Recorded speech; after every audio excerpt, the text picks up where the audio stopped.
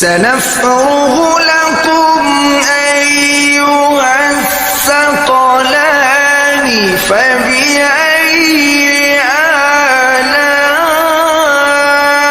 آلاء ربكما تكذبان يا معشر الجن والإنس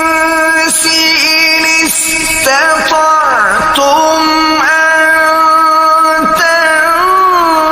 تنفذوا من أقطار السماوات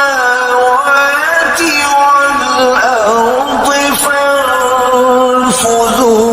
لا تنفذون إلا بسلطان